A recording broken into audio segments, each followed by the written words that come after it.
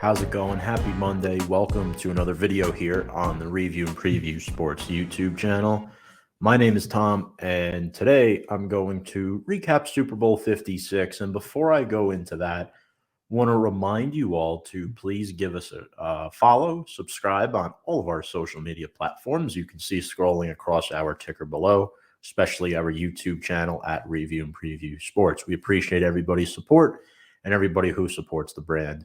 And hope you enjoy this video. So, LA Rams win Super Bowl 56 in their home stadium, SoFi Stadium, as the away team by a final score of 23-20. And it was interesting because the Rams trailed throughout majority of the second half of this game. And it was interesting because Matthew Stafford wasn't looking too hot at the beginning. He had the 2 interceptions, the deep one to Bates. I think the Bengals had control of it, but it came down to the Bengals offensive line. They could not give Joe Burrow enough time to make the plays that he needed to make. It's very unfortunate. When you get sacked 7 times, you're likely not going to be successful. They got away with it against Tennessee, but Ryan Tannehill is not Matthew Stafford.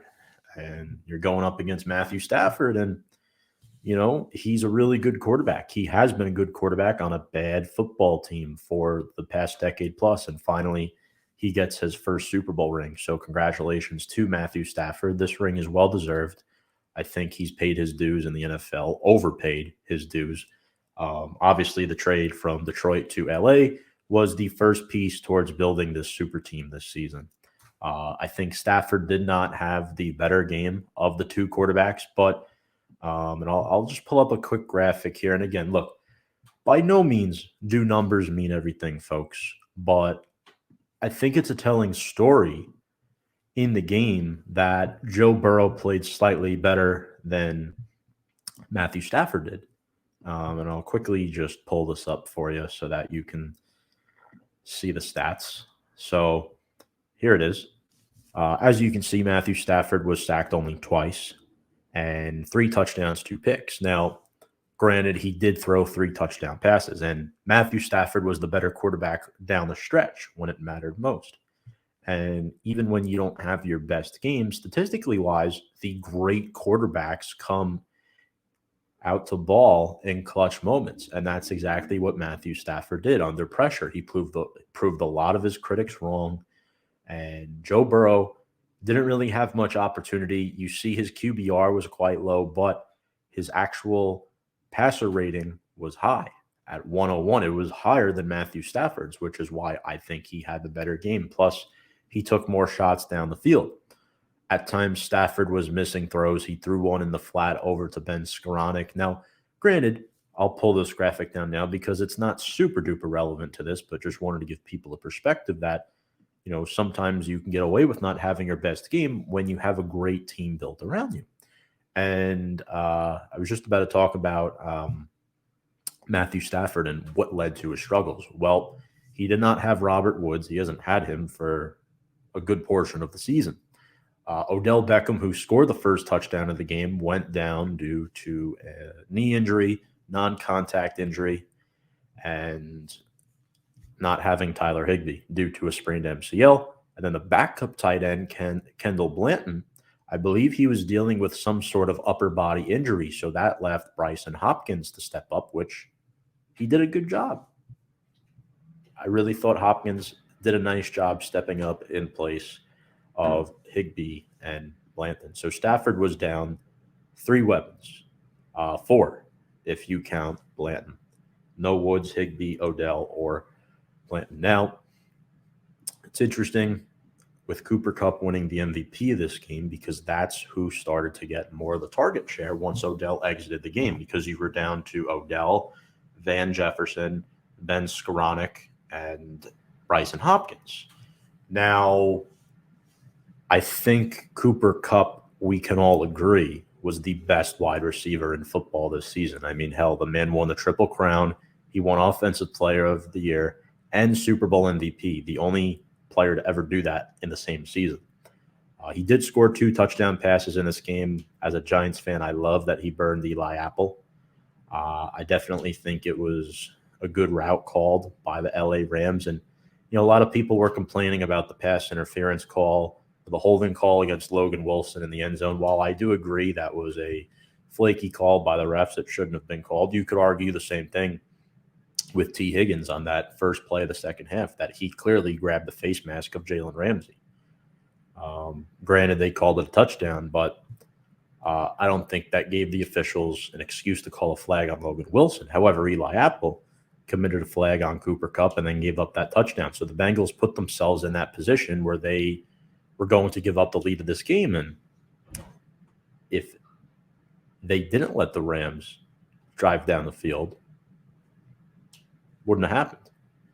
It wouldn't have happened. But Cooper Kupp had an outstanding season. However, as great of a game as Cooper Kupp had, I would have given the MVP to Aaron Donald. Defensive players don't get enough love in football. Donald had 2 sacks in this game, and I believe he had about 3 or 4 quarterback hits, several tackles for loss. A lot of great Rams defensive line, featuring the likes of A'Shawn Robinson, Greg Gaines, and then, of course, we got to talk about the edge rushers in Von Miller and Leonard Floyd. So the question here that, I think a lot of people are going to ask themselves is, even though Donald, in my opinion, got robbed of MVP, did Cooper Kupp deserve it? He did. He did deserve it. You couldn't have went wrong. Donald or Kupp. Those were the top 2 choices for MVP. Personally, I would have went Donald, but Kupp did score the game-winning touchdown to put the Rams over the top and made an outstanding catch over Eli Apple.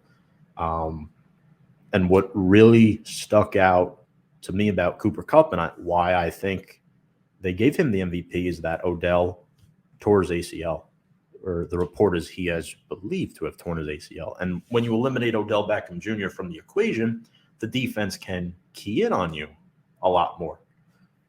And that's what happened. You saw Stafford forcing the ball to Cooper Kupp a lot. Not necessarily a bad thing. But the Bengals defense and defensive coordinator Lou Anarumo did a pretty good job for most of the game. And a lot of people are saying, oh, they're going to hit the over on the 48.5 points this game. No.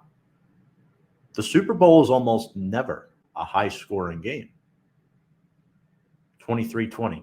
I predicted the final score would be 23-20. However, the other way around, I predicted the Bengals to win the Super Bowl. But I did mention in our Super Bowl kickoff show that all logic points to the Rams winning this game. They have the better team. They have the better players. But I went with Joe Burrow and the Cincinnati Bengals because Burrow proved a lot of people wrong in these playoffs. And, I didn't want to be that one guy that went against that in the Super Bowl. Granted, Burrow isn't unproven. So something was telling me there was something special there. And it almost happened. It almost happened. But give credit to the LA Rams. They deserve the Super Bowl. And I wish Odell nothing but the best in his recovery from his likely torn ACL. Next question. Will Aaron Donald retire? It's been rumored that Donald's going to retire if the Rams win the Super Bowl. Now, why would you retire if you're the best defensive lineman in the National Football League, at least on the interior side of it? A lot of people argue he's the best defensive player the NFL's had in this past decade, which is a fair argument. I don't think Donald should retire. He was drafted in 2014. He's only 30 years old. A trend that I notice is that defensive tackles don't last as long as they used to. I think Donald, he has kids, he has a family, that plays into effect. It's not always about the player, but Donald is still at the top of his game. I don't think he should retire, but do I think he will retire? I think there's a very strong possibility that he will. We already know Andrew Whitworth is retiring, 40 years old, got his Super Bowl ring against his former team. You have to go out after that. I mean, that's one way to go out. I don't think you have anything else to prove at that point. He was a top 3 left tackle for years in the National Football League.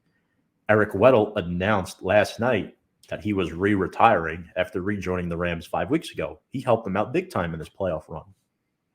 The Rams built the super team. They got Von Miller. They got Odell. They got Stafford. Eric Weddle rejoins the team. I mean, they brought Jalen Ramsey in a year or two ago. Whitworth in 2017, cornerstone left tackle piece. Their homegrown players were Cooper Kupp and Aaron Donald. Best player on offense, best player on defense. So you could argue this was a super team all you want. They still made good draft picks and developed players quite nicely. Havenstein, the right tackle, another perfect example on that offense. Tyler Higbee was a part of that Rams team that lost Super Bowl 53 to the Patriots. And a lot of people were saying, well, Sean McVay's got a lot to prove in this game. Had an abysmal Super Bowl performance a few years ago. All due respect to Jared Goff, the difference between play and Stafford to Goff really shows you what the Rams were missing in that Super Bowl. Because the Rams, they had Brandon Cooks. I believe 2018 might have been the season Cooper Kupp missed due to injury. Now, don't hold me on that. I'm not too sure, but he was on that team as well. He was on that Rams team that year. There were a lot of Rams players who had that sour taste in their mouth from 3 years ago, and they were playing with a chip on their shoulder in this game. Aaron Donald being one of those players. I think there's a real possibility Aaron Donald might retire. I do. I don't think he should, but I do. Switching gears here, but by the way, congrats to the Rams. Congrats to Sean McVay. Good young head coach getting his first Super Bowl ring. I'm kind of glad he's the first of these young coaches to get one. He was hired at such a young age, and I believe he's still the youngest coach in the NFL, which is crazy. I believe he's only 30. He's in his mid-30s. I know that. But now we're going to talk about the future of the Cincinnati Bengals. And now we mentioned the Bengals have built their team in a way that's not really ordinary. They built from the outside first, where realistically you're supposed to build from the inside, then out. Your franchise quarterback is there. Your franchise running back is there. You have a franchise wide receiver. In fact, you have 2 or 3. But your O-line stinks. Burrow was sacked 7 times. The way the Bengals organization is run, it concerns me. It definitely concerns me. Zach Taylor has done a good job. This team went from 4 wins to a Super Bowl appearance. The AFC North is a very tough division, and the AFC has become a very tough conference. Now, you have a division that features the likes of Lamar Jackson. Obviously, Ben Roethlisberger retired, but the Steelers have not finished below 500 in roughly 2 decades. And you have the Cleveland Browns, who, are a very relevant team. They run the football well. They play defense well. There's some issues there at the quarterback position, but I think Baker is their guy. Bengals have a tough going in the AFC North. There's no guarantee they're going to come out of that division again next year. Do I think they make the playoffs? I do. But are they going to get back to the Super Bowl anytime soon? I don't know, because you got quarterbacks in the AFC like Patrick Mahomes, Josh Allen, Justin Herbert. Tough cooking right there. Everybody was saying the NFC was the more powerful conference this year, but now Tom Brady retired for now. Aaron Rodgers, we don't know what the future holds for him.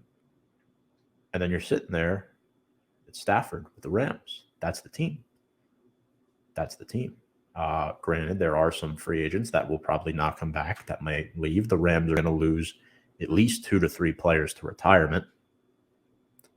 I don't know what the future holds in store for LA, but I think there's a much bigger chance that they can make it back to this game again next year than the Bengals.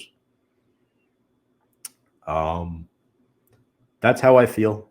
But folks, the future of the Cincinnati Bengals lies within their front office. Will they draft a bunch of offensive linemen in this year's draft? I think that's what you have to do.